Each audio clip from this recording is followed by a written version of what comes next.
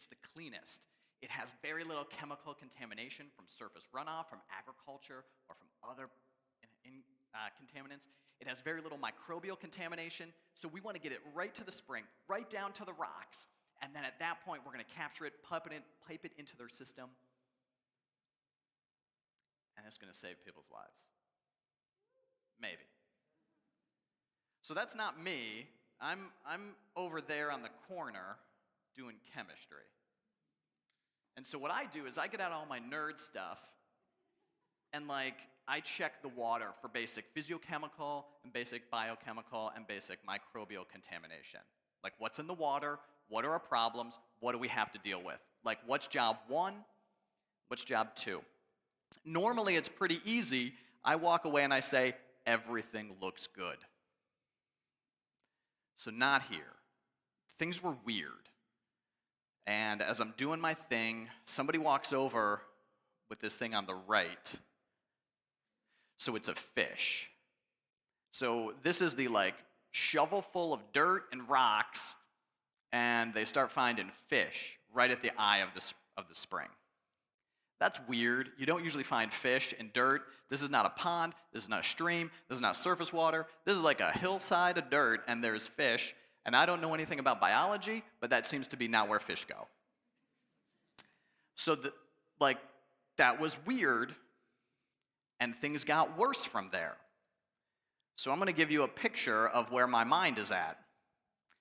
So this is me, and I'm like, well, we got trouble. Up on the hill, there's cows. Cows poop. Poop goes in the water. That's bad. Over on the east side, there's sheep. Sheep poop. That's bad. We got fish. We have bacteria, which we weren't supposed to have. We have surface water. We have a floodplain. We have an unstable hillside because of the slope of the hill. We have salt deposits in the sediment there. Everything here looks bad, and the more I look, the worse it gets.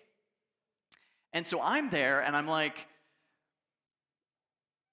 this is bad.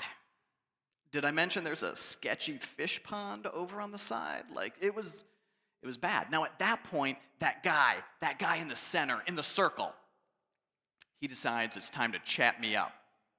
In Spanish, and my Spanish is bad. So that guy, he's the aguatera. He's going to be the water authority. He's kind of like the mayor of the town. He's a respected member of the community.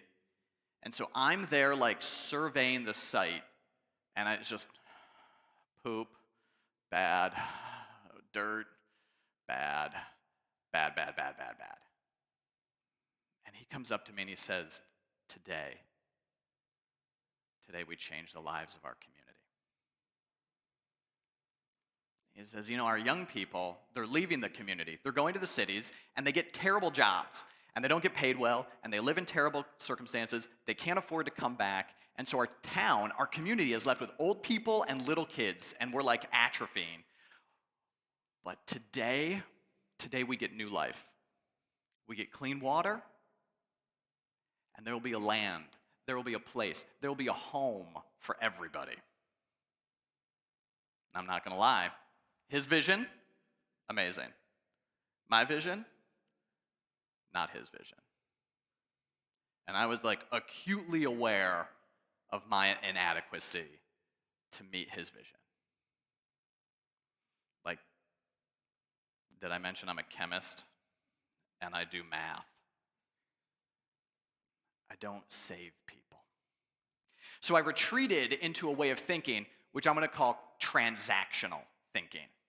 It kind of goes like this. I will do math. I will do chemistry, I'll put in a pump, and I will do my job, and I will leave you to your hopes and dreams, blessings on you and your family. But then I'm going home.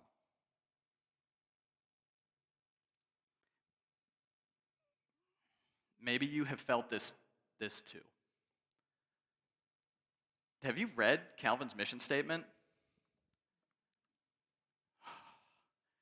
Think deeply. Not just act justly. Not just live wholeheartedly as Christ's agents of renewal. There is a moment, maybe right now, maybe in this room, when you say to yourself, best I can do, 2 out of 3. 2 out of 3, best I can do. maybe you feel inadequate to this calling. This is one of those things, like, this is a transformational work. This is a high-minded work. And maybe you're thinking, like, what if we rebrand our mission statement? Just like, President Bohr, hit me up, marketing, branding, I'm on it.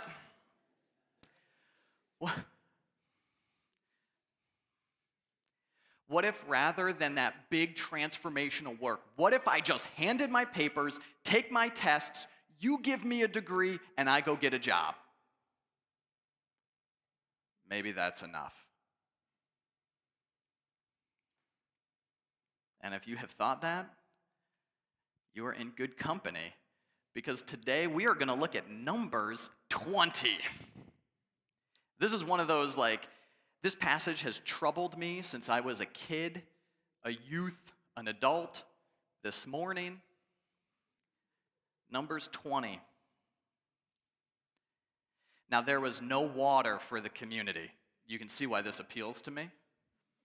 And the people gathered in opposition to Moses and Aaron. They quarreled with Moses and said, "If only we had died when our brothers fell dead before the Lord. Why did you bring the Lord's community into this wilderness that we and our livestock should die here? Why did you bring us up out of Egypt to this terrible place? It has no grains, it has no figs, no grapevines, no pomegranates. There is no water to drink." Can I just say, like, in the grading scale, like the rubric of grumbling, Israel, like, A+ grumblers. Awesome. Moses and Aaron, they went from the assembly to the entrance of the tent of meeting, and they fell face down, and the glory of the Lord appeared to them. The Lord said, "Moses, take the staff, and you and your brother gather the assembly and speak to that rock before their eyes, and it will pour out its water. You will bring out the rock for the community, and they and their livestock will drink." It sounds like Moses has been entrusted with a miraculous spring capture. Amazing. So Moses takes the staff from the Lord's presence, just as he commanded. He and Aaron gather the assembly, and in front of the rock, Moses says to them, "Listen, you rebels," saucy, "must we bring water out of this rock?"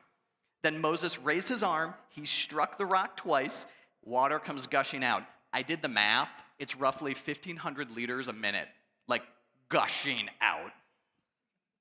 The community and the livestock drank. At this point, I'm jamming, like, I'm in. This narrative is, I got it. Here's what I think. Israel grumbles, as they do. Moses does his thing, as he does. God gives water. Everyone makes it out of the wilderness. That is not the end, though.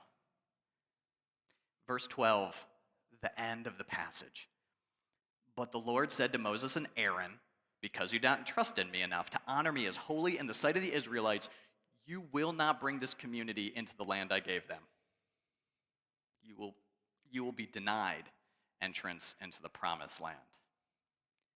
And I got to tell you, like, every time I read that, like, my personal response is, ouch. And there's been a lot written about this because it seems weird.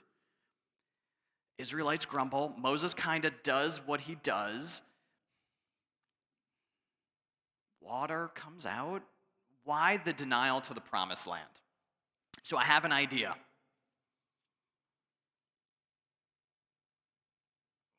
What was Moses called to do?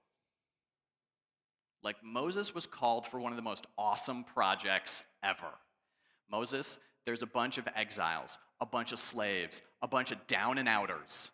Go to them, turn them into my chosen people. Oh, okay. I'm guessing Moses felt a little inadequate at times. But this is Moses. You know, the burning bush Moses, the plagues Moses, the let my people go in that movie Moses, the, like, parting of the Red Sea Moses. Like, he's ground zero for awesome. But I think in this moment, I think that what we see is, like, I think we see this moment where Moses kind of gives up on this transformational work of making God's people for a transaction. I hit the rock, you give water, people stop grumbling, I watch Netflix. It's a deal.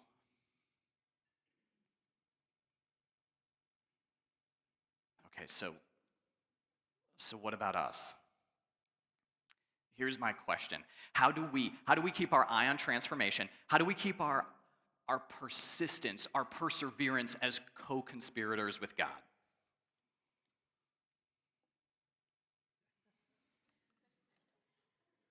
M1v1 equals M2v2, no doubt. Okay. Job number one, you got to listen to the call. The call may not come the way you think it is. This is David Wonder said, Chad, we should go down to Ecuador. We should go to a place called Achuay. We installed this chlorinator pump. That blue can, that's just bleach. It's really high concentrated bleach. We got peristaltic pumps. It pulls bleach, puts it into the well. The well pumps water out. It goes into a reservoir. M1v1 equals M2v2. You do some math. Bob's your uncle, and everyone gets saved. So we go in. We install the pumps. Wonder calls. I go. It's weird. I do math. We install chemistry. Everybody wins. So then I went back a year later to see how great and grateful everybody was. So this is a map of the water system. Those are pipes. Each of the red dots are a home where I tested their water to see how much chlorine was in the water. Here's your code. Green is good, yellow's okay, red is bad. 1 year in, we refer to this as abject failure. Is my math wrong?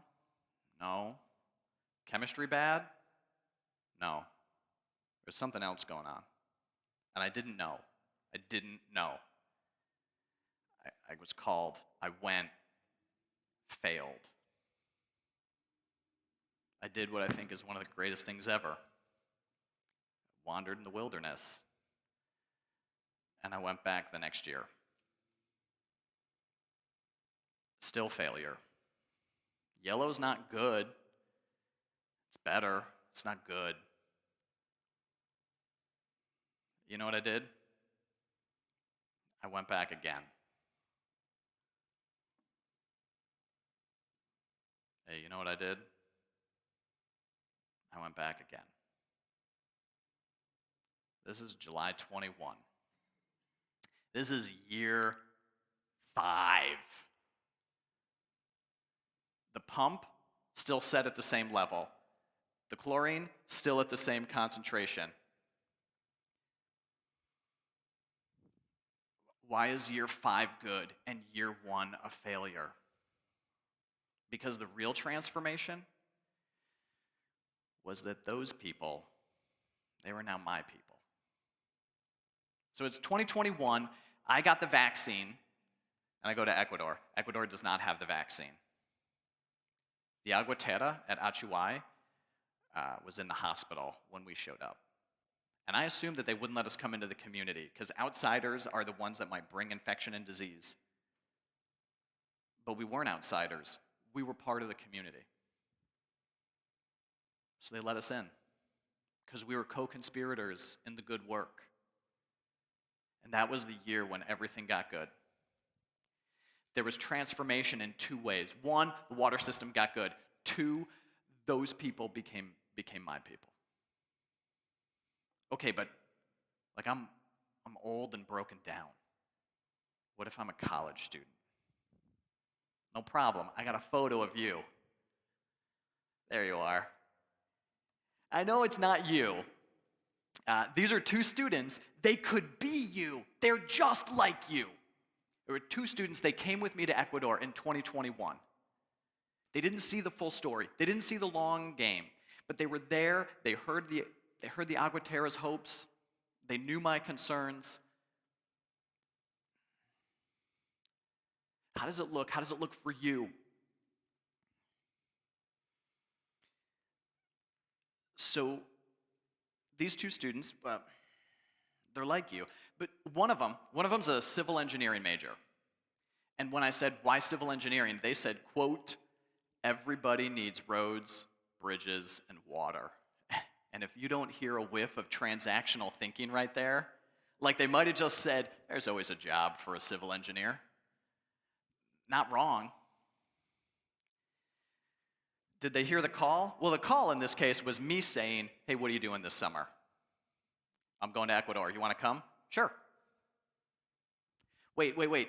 Isn't the call some like high-minded, pious, humble, devoted response to the call? Sometimes God is good. And it's fun. And it's joy.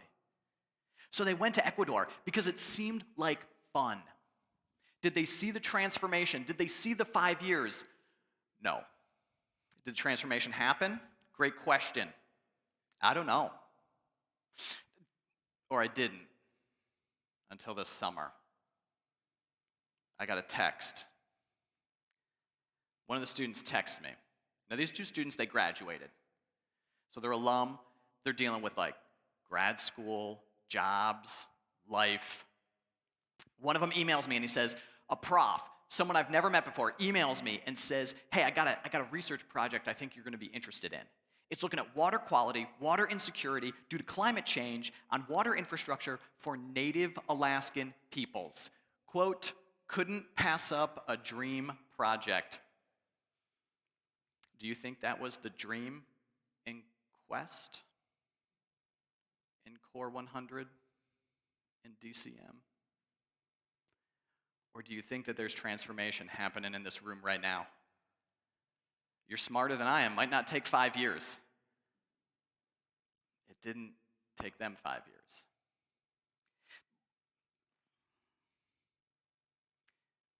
The Egyptian-raised Moses was called to Israel, and they became a people, and they were transformed into God's people. A chem prof from the US was called to Ecuador, and the people of Achuai became God's people. And a Calvin alum was called to Alaska, and I'm excited to see who people adopt whom in that process. Look around you. Ask. Exhort one another. Listen for that call. Might be an email, might be a text, might actually be a phone call. From a prof, from an assignment, and persevere. Make it until you see that transformative work of God that you were invited to be a co-conspirator with, so that someday we may all enter the promised land together. Go in peace to love and serve the Lord. Thank you.